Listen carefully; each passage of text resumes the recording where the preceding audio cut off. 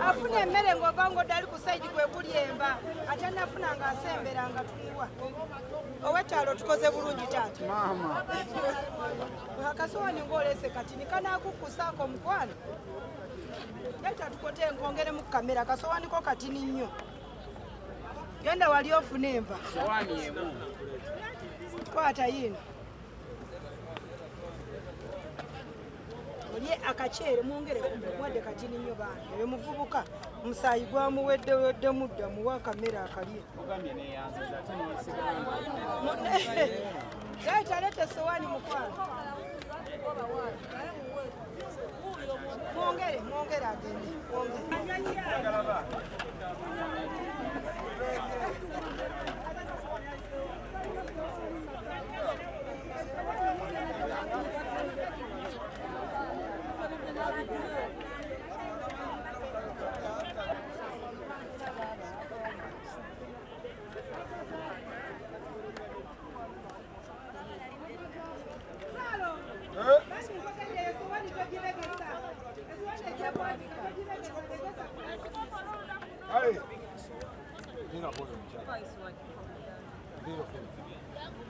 Bayo watano.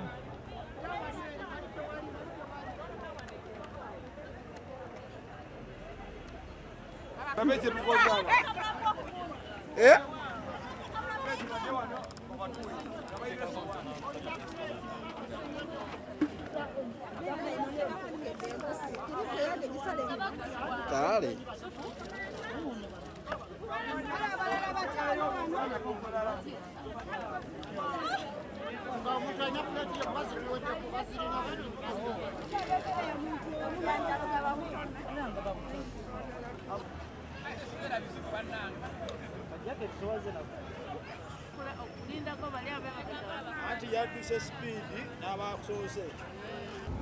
Zamanya gange mpitibwa Jeni Nanteza nzalibwa wano Mukono naye nfumbirwa Busiya naye ekinnamaza neewaayo eri Katonda olw'okuba ye mukuumi wange buli kye muwanjagira nkwatako n'akijjawo n'enkiwona n'ensumulukuka n'ensigala nga ngulumiza Katonda wange era kyekintambuza nange nga neebonereza naye nga bwe yabonerera olw'ebibi byaffe.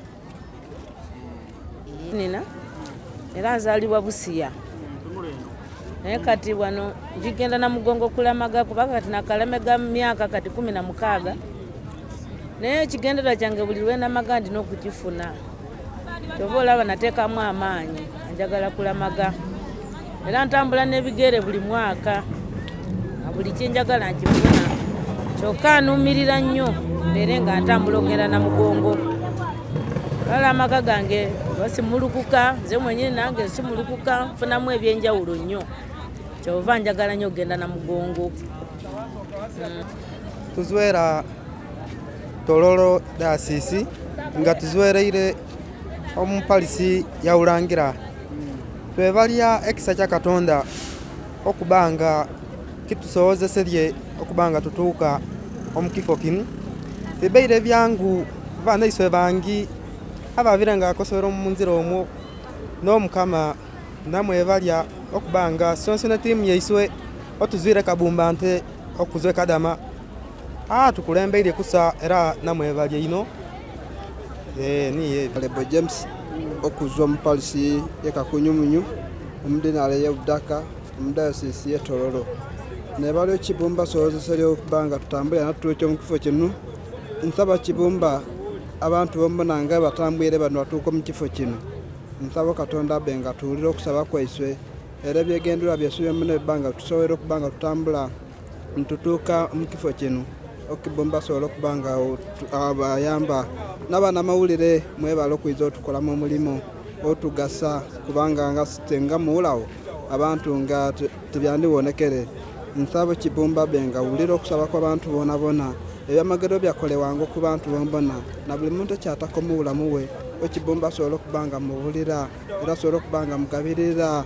Nina bali abantu bombona Kibumba wange abasobola okuba batambula baze mu kifo kino abantu bazwereire Kenya nabe tubasobola okuba nga batambula balamaga okwiza kuno. Nsaba Kibumba wange era bateekere mekisa tutambwire. Nze ekintwala ena Mugongo ntwala bujulizi. Nali n'ebizibu mu maka gange ng'abaana bange tebasoma bulungi, abamu tebalina bufumbo bulungi, naye kati batereera buli omu akola birungi n'abali ku musomero basoma. Mbadde n'abalwadde ntambudde naye kati Katonda abawonyeza. Saazimbyeko kigere nga bwe nazimba ku luli. Mulundi guno ndi mulamu era ndayira mu maaso ga Katonda nti na Mugongo tebagenda kulaba bifaananyi bwe batugamba mbwe Abakatuliki tusinza bifaananyi. Tetusinza bifaananyi, ffe tusaba Katonda atuwe era ali kutuwa.